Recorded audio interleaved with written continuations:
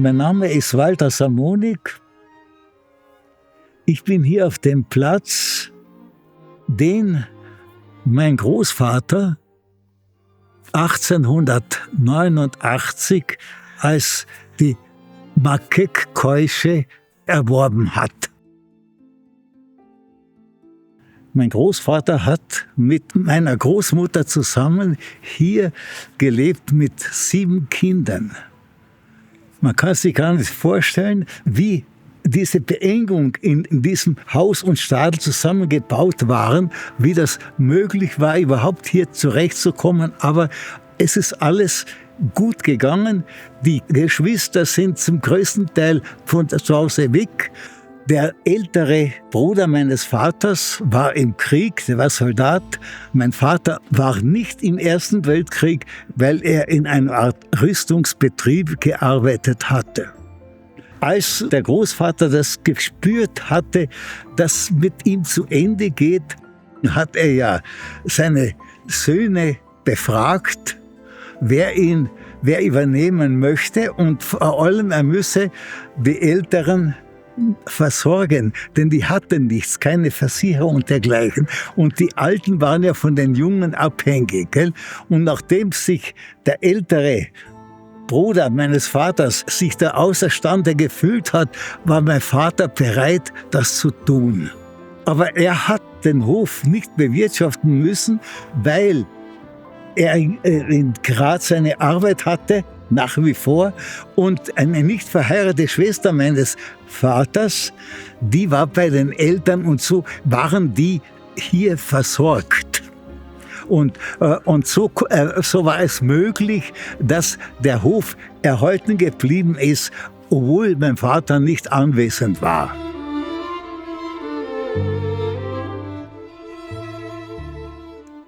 (1930) der großen Wirtschaftskrise hatte mein Vater wie Hunderttausende andere Arbeiter seine Arbeit verloren und ist mit meiner Mutter, und ich war damals 1 Jahr alt, nach Kärnten und hier auf diesen Hof gekommen.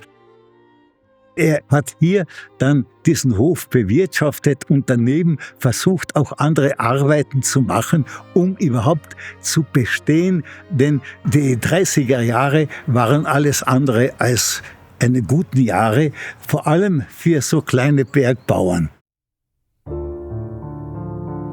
Meine Mutter hatte zu Kundinnen in Klagenfurt, die sie beliefert hat mit Butter, Eier und dergleichen. Die hat sie von hier zu Fuß nach Klagenfurt getragen und ist wieder zu Fuß nach Hause, weil sie das Geld für den Autobus nicht aufbringen hat wollen, weil sie das Geld, was sie erworben hat, unbedingt gebraucht hat daheim. Und wenn sie dann von der Stadt heimgekommen ist zum Mittag und dann Nachmittag aufs Feld und zu arbeiten.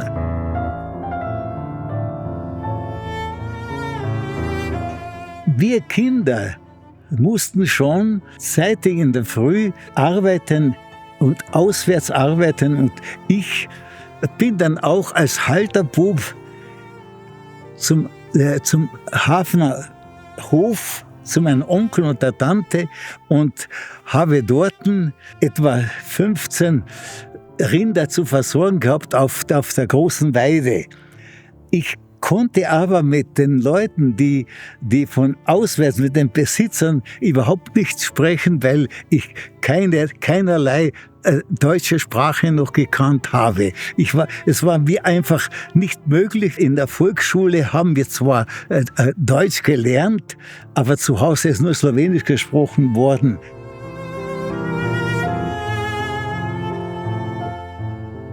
Ich war jetzt ein sehr aufgeweckter Bub, und es ist mir auch gelungen, eine Schleife bei einem Wagen aufzubringen, der vollkommen beladen war, und der ist rückwärts gefahren, und ich bin drunter gekommen und habe musste erst wieder zu mir gekommen bin, feststellen, dass ich nicht mehr aufstehen konnte und ich bin da mit einem Oberschenkelbruch ins Krankenhaus nach Klagenfurt gekommen. Dort in diesem Krankenhaus habe ich das war 1936 und ich habe meine ersten deutschen Wörter gehört. Schwester, bitte Mehlspeis, dann ist was Süßes gekommen. Das waren meine ersten Begriffe von der deutschen Sprache. Das war die Zeit im Krankenhaus. Na und später, das ist dann auch verheilt, aber nach ein paar Monaten, als ich nach Hause gekommen bin, fällt meine Mutter vom Baum herunter auf meinen Fuß und das passiert noch einmal und das musste noch einmal gebrochen und eingerichtet werden und auch das ist verheilt. Und ein Jahr später konnte ich schon in die Volksschule nach Schiffling gehen. Das waren sehr schöne, kurze Jahre. Und 1941 sollte ich dann schon in die Hauptschule nach Klagenfurt. Und das war auch nur eine kurze Zeit, 2 Monate lang. Und dann kam, dass ich eine schwere Entzündung hatte. Man hat erst festgestellt, dass eine Knochenmarkentzündung war. Und nachdem man die Knochenmarkentzündung behandelt hat, ist es zu einer Knochenmarkvereiterung gekommen. Und im letzten Moment noch ins Krankenhaus. Man hat das aufgemacht, hat den Knochen aufgestemmt und dass der Eiter rauskommen hat können. Aber man hat diese Eiterung nie mehr stoppen können. Und das ist dann chronisch geworden. So musste ich damit mein ganzes Leben mit einem kaputten Bein umgehen. Und auch ich bin dann auch, wenn ich in die Schule gegangen bin, in die Volksschule, dann noch wieder zurück ein Jahr. Ich bin halt gehumpelt mit einem Stock und als Hilfe. So habe ich gelebt, bis als man endlich mit Penicillin und entsprechende Röntgenstrahlen das zum Stillstand gebracht hat. Aber die chronische Entzündung, die ist mir geblieben.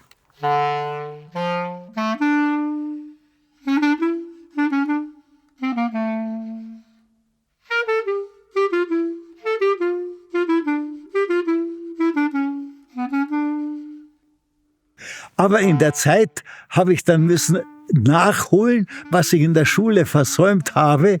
Und es war unbedingt notwendig, denn ich habe sogar auch Rechtschreibkurs und Deutschkurs machen müssen, und um einigermaßen zurechtzukommen, auch in der deutschen Sprache.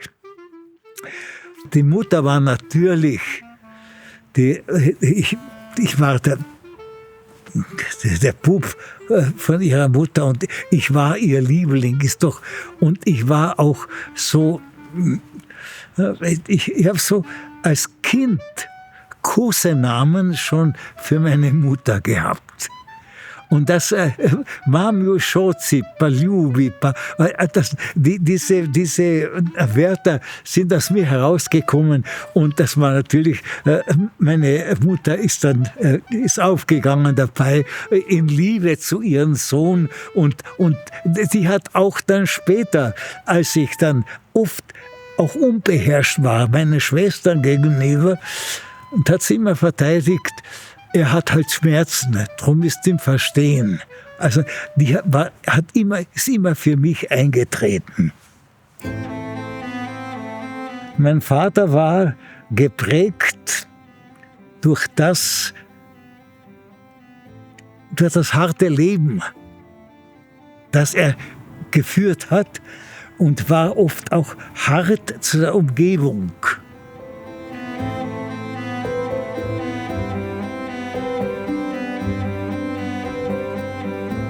Aber ich kenne meinen Vater auch als ganz weichen und tief empfindsamen Menschen, als ich damals zu Hause gelegen bin, bevor ich ins Krankenhaus gekommen bin. Da hatte ich oft Fieber bis 41 und drüber. Und bin so gelegen. Und mein Vater ich erinnere mich, dass er eine ganze Nacht bei mir gesessen hat und mich gestreichelt hat und mich versucht hat zu trösten und mich so aufgebaut.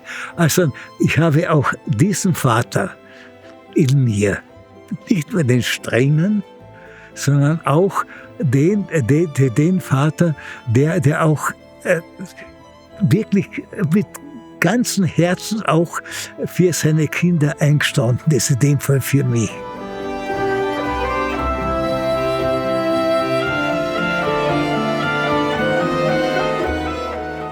Mein Vater als alter Sozialdemokrat hat den Krieg kommen gesehen und die Auswirkungen des Krieges. Und während des Krieges haben wir genau von Anfang an gewusst, dieser Krieg kann nur verloren gehen. Wir haben die Napoleon-Kriege habe ich vor mir gehabt und ich habe eine große Landkarte aufgebreitet gehabt, habe den verfolgt, wo die Kriegshandlungen sind und so. Oder ein ganz großes Beispiel ist Stalingrad. Ich weiß, da hat es geheißen, alles geht hinein, Stalingrad. Wir müssen das muss erobert werden. Stalingrad. Mein Vater sagte, schau, die Nordflanke ist frei, die Südflanke ist frei. Der Russe braucht nur eine Zange zumachen und die sind eingekesselt. Genauso war's. Aber die Generäle, die haben das nicht so gesehen damals, die Deutschen. Gell? Du kannst das vorstellen. Gell? Aber wir haben das gesehen, was kommen wird. Gell? Und diese große Katastrophe. Und da waren natürlich die großen Erfolge. Die waren zuerst, die ganze Welt steht uns schon offen, als dann auch Frankreich überrannt worden ist, Belgien, Holland und so weiter. Und wir haben nur gesagt, wir fahren nach England. Und, aber wir haben immer schon gewusst, dass es nicht zu Ende führen kann. Und in diesem Krieg, in dieser Zeit, war hier der Widerstand. Und bei uns waren auch die Partisanen schon. Partisanen waren zum Teil solche, die im Krieg als Soldat waren, dann kommt er zu Hause, stellt fest, dass seine Familie ausgesiedelt worden ist. Dann ist er zu den Partisanen gegangen. Das waren die Kärntner Partisanen zum großen Teil. Gell? Und bei uns sind sie vor allem gekommen zu Leuten, wo wir gewusst haben, das sind Nationalsozialisten. Und wo Kriegsgegner waren, die hatten keine Angst, dass jemals Partisanen kommen werden und sie auszurauben. Gell? Aber das war bei uns gang und gäbe. Nur war es natürlich weiter unten in Bad Eisenkappel, Sellerfahrer, und da war es ganz viel schlimmer, auch im Rosental hinauf noch. Bei den Vertragsverhandlungen war in Österreich der einzige Punkt in Deutschland, wo man festgestellt hat, dass aktiver Widerstand gegen den Nationalsozialismus war. Und das hat auch dazu geführt, dass Österreich zur Selbstständigwerdung bei den Alliierten einen ganz anderen Namen hatte. Und dann noch, das wollte ich auch noch sagen, dass wir zu Hause nur Slowenisch gesprochen haben. Hier auf der Höhe waren 12 Hausnummern, alte Hausnummern. Und davon hat man nur in einem Haus Deutsch gesprochen oder zum Teil Deutsch, sonst überall nur Slowenisch, bis 1945.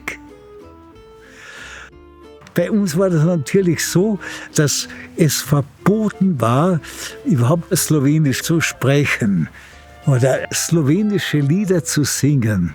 Und über die Haustüren war so ein grünes Band, der Kärntner spricht Deutsch.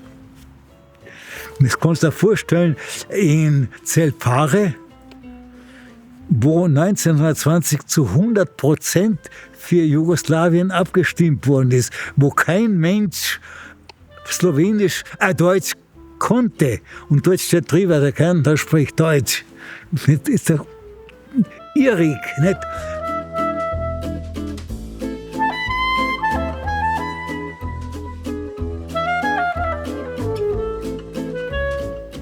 Der Besitzer vom Hafnerhof und Hafnersee war ein Walter von Sanden aus Ostpreußen.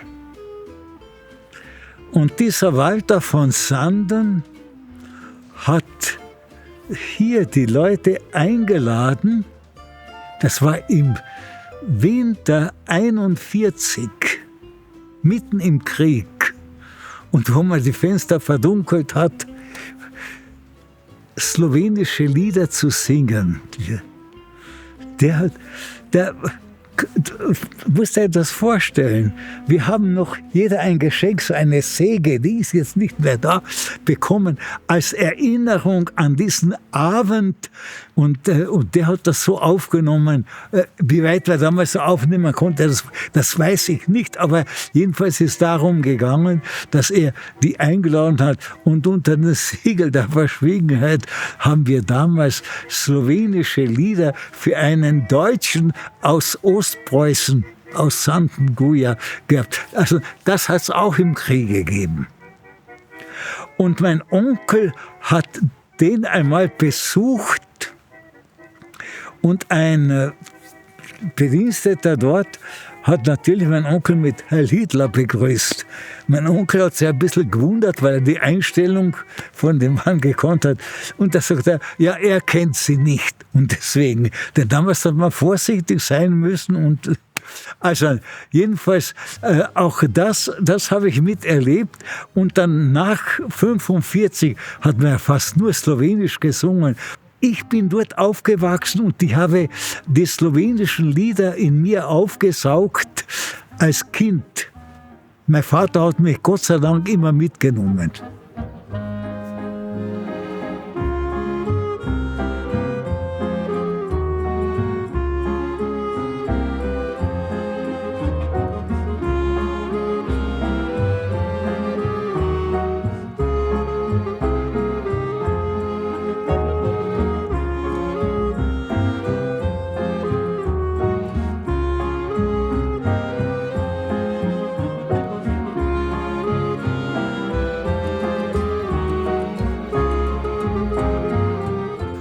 1945 bin ich ja musste ich nochmal operiert werden und so bin ich ins Krankenhaus gebracht worden. Mein Vater hat beim Nachbar ein Pferd und Wagen ausgeborgt und hat mich hineingebracht. Und wir fahren die Süduferstraße hinein und vom Villacher kommt die Villacher Straße herauf und da war eine ganze Kolonne von britischen Fahrzeugen, von Militärfahrzeugen. Und die haben mir gedacht, wie kommen wir jetzt da hinein? Denn hier fahren ja nach der Reihe in Kolonnen die Autos.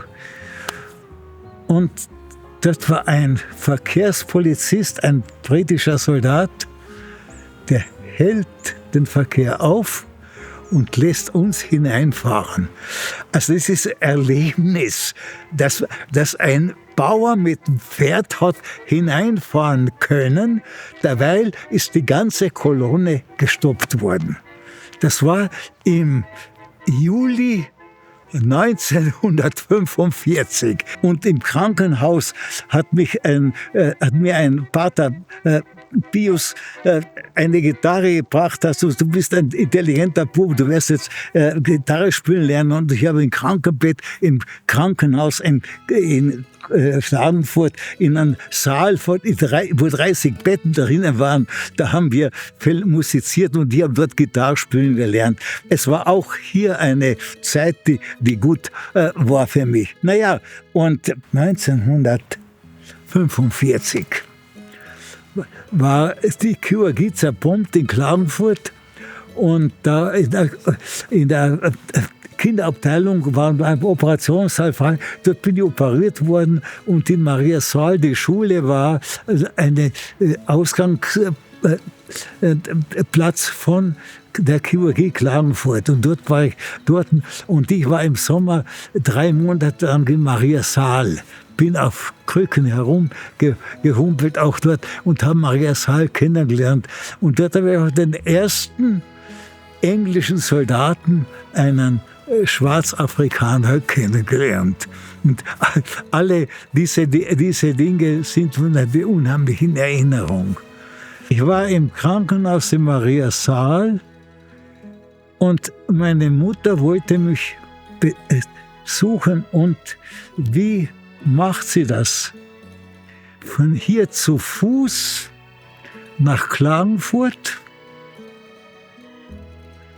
und an der Patagnonerbrücke konnte sie in die Straßenbahn einsteigen bis Annabichel. Von Annabichel wieder zu Fuß nach Mariasaal. Und dann besucht sie dort ihren Buben und geht von dort wieder zurück nach Hause, bis zu Fuß nach Annabichel mit der Straßenbahn bis zu der, soweit es geht, und dann wieder zu Fuß und nach die ganze Süduferstrecke Reifnitz und von Reifnitz herauf auf die Höhe. Also wenn man sich vorstellt, nur allein um ihren Buben zu besuchen, geht sie zu Fuß nach Mariasaal und zurück. Also das war auch meine Mutter.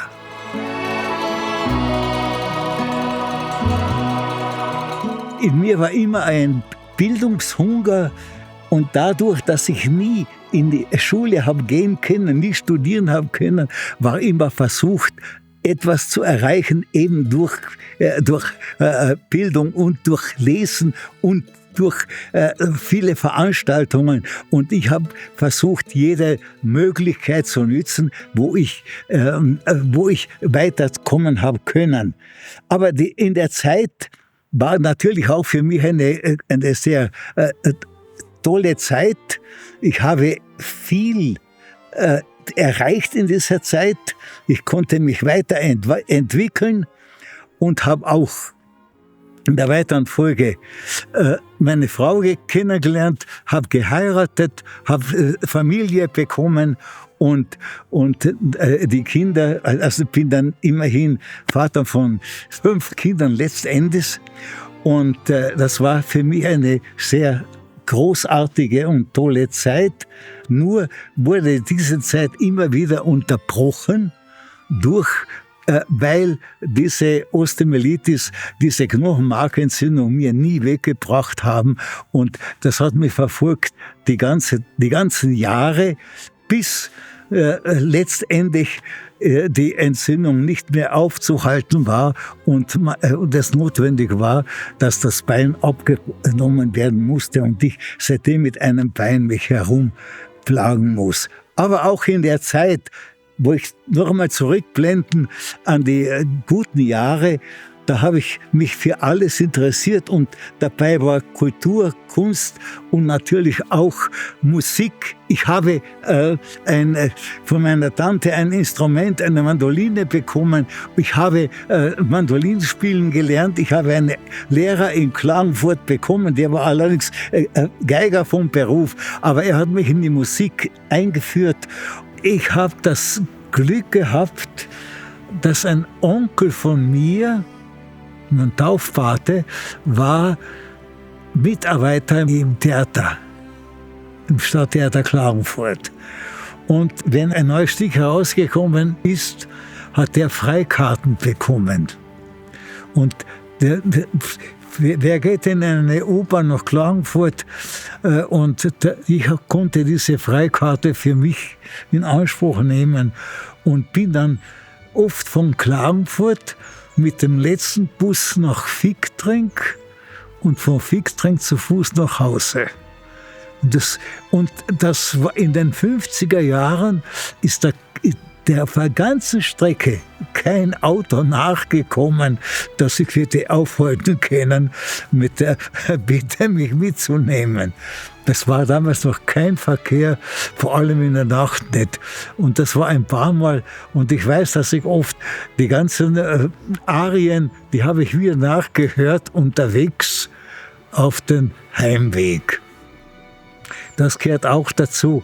Und ich habe so damals in den 50er Jahren habe ich fast jede musikalische Aufführung in Klagenfurt mitbekommen.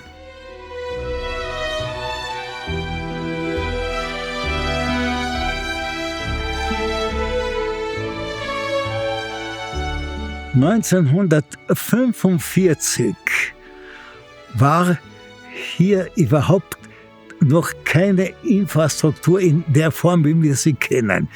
Das erste Motorfahrzeug, das ich auf der Höhe gesehen habe, war ein englischer Jeep. Wie wir hier unsere Häuser gebaut haben. Es war undenkbar, dass jemand Material herbringt und die Bretter, da hat man die Bloche hinunter zur Säge bringen müssen und dann die Bretter wieder nach Hause. Das war als mühselige, langwierige Arbeit. Dieses Haus, die Ziegel, die sind mit einem Lastwagen gebracht worden bis zum Haus Dreschel vorne. Der Lastwagen hat das abgekippt. Wir haben mit den Fuhrwerken, mit den Kühen, alles, jeden einzelnen Stein oder Ziegel hierher gebracht. Also es war überhaupt noch nichts. Die ganze Gemeinde hier herum war vollkommen, wenn man halt sagt, rückständig, dann es war noch nichts da. Und so war auch, dass bis zur Höhe herauf gebaut worden ist. Und in der weiteren Folge hat man gesagt, hier auf dem Pyramidenkugel, da ist da ein herrlicher Punkt, da kehrt ein Aussichtsturm her. Der Turm ist gebaut worden, noch bevor eine Straße dazu war. Über 20 Meter lange Stämme hat man vom Wald mit Ochs und Pferde gespannt, herausgebrannt und an Ort und Stelle den Turm zusammengezimmert und aufgestellt. Das war eine großartige Pionierarbeit. Erst später ist dann der Güterweg weiter herauf in Richtung Pyramidenhöhe gebaut worden. Und 1950 ist der Turm aufgestellt. Ich war damals dabei als 19-jähriger Bub und war dann in der weiteren Folge von der Gemeinde beauftragt, die Leute, die kommen, befragen, von wo sie kommen, wie es ihnen gefällt und so weiter. Und die haben eine Liste aufgestellt und die der Gemeinde abgegeben. Und da ist erst später, dass wir ja Marktforschung auf hohem Gebiet schon war, das haben wir damals alle zusammen noch nicht gewusst. Und ich habe angefangen, auf dem Pyramidenkugel einfach den Turm zu betreuen und habe auch dann später die Eintrittsgebühren auf den Turm kassiert. Ich bin mit den Pyramidenkugeln mit aufgewachsen. Naja, und der alte Turm, der hat über 20 Jahre ist der gestanden und dann musste eben ein neuer Turm gebaut werden und da ist es zu diesem Betonturm gekommen. Und dieser Turm ist 68 gebaut worden und ich war natürlich bei den Turm die ganze Zeit mit dabei und auch die Betreuung des Turmes, die haben wir gemeinsam durchgeführt die ganzen Jahre und das war so, dass der Turm immer schon eine positive Einnahmequelle war von Anfang an. Vom ersten Turm und der letzte ist natürlich auch, das ist überhaupt keine Frage. Und es wird auch weiterhin auch so bleiben. Und die 3 Türme, die sind wirklich Wahrzeichen, auch wirtschaftliche Wahrzeichen für unsere Gemeinde. Und die mögen uns weiter erhalten bleiben.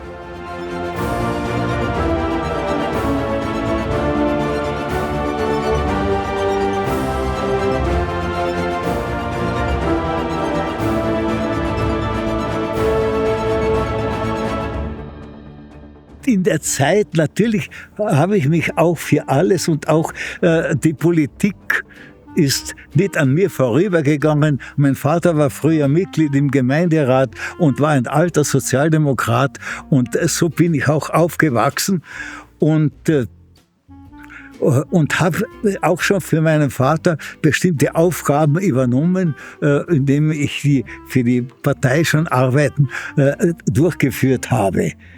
Und dann kam halt eine Zeit, wo der damalige, von mir so sehr verehrte und unwahrscheinlich tüchtige Bürgermeister für unsere Gemeinde, Simon Strauß, plötzlich verstorben ist.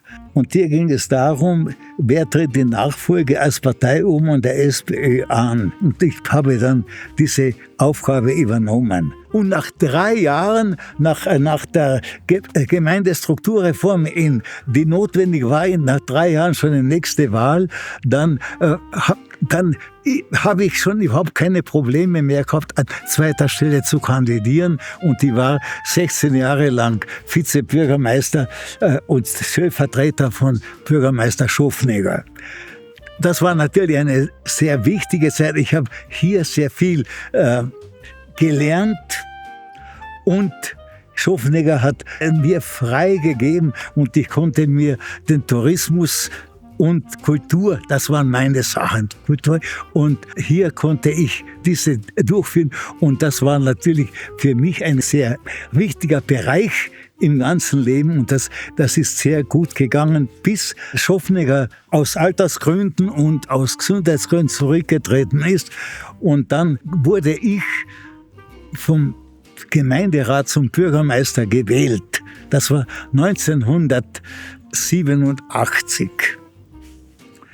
Und 1991 war dann die nächste Wahl und da war die erste Wahl die Direktwahl des Bürgermeisters und hier bin ich dann angetreten und habe Gott sei Dank mit großem Erfolg diese Wahlen gewinnen können und auch hier die Entwicklung weiter in der Gemeinde Keutschach fortzutreiben. Es war natürlich in der Zeit, noch unter Schofnegger, ist in Keutschach unheimlich viel notwendig gewesen. Die Gemeindewasserleitung im gesamten Gemeindegebiet musste fertiggestellt werden. Und die Kanalisation, angefangen erst von den Seen, von der Hafner See über den Keutschach See hinunter bis zum Rauschelder See. Und dann in der weiteren Folge die gesamte Gemeinde. Da waren ganz große Aufgaben, die durchzuführen waren. Und die waren nur möglich durch Zusammenarbeit aller. Und Schofnegger hat das wunderbar verstanden, alle zusammenzuführen.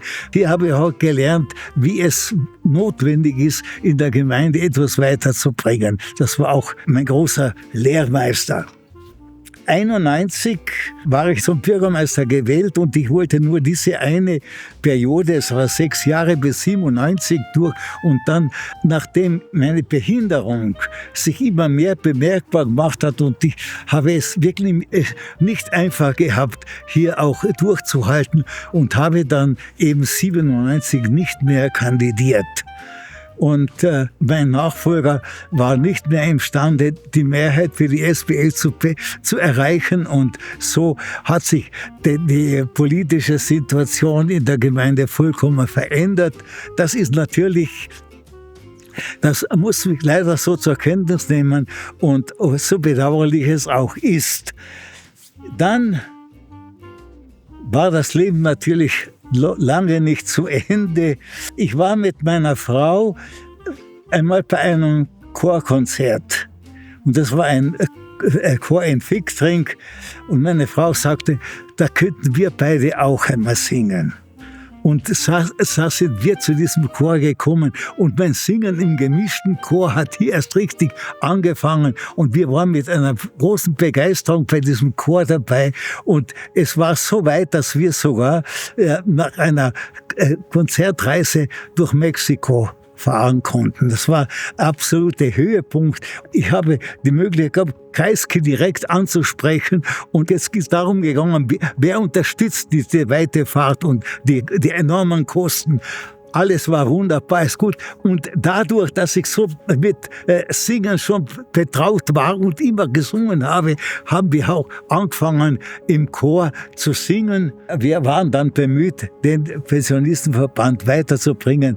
Und nachdem ich früher schon beim Chören gesungen habe ich gesagt, da machen wir etwas gleich Anständiges, machen wir gleich einen richtigen Chor. Und daraus ist dann das Singkreis Keutscher entstanden.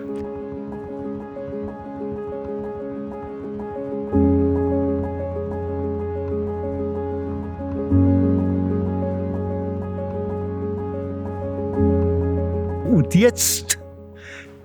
jetzt bin ich da und kann zurückschauen, weit zurückschauen und voll Freude und Dankbarkeit, was ich alles erleben konnte.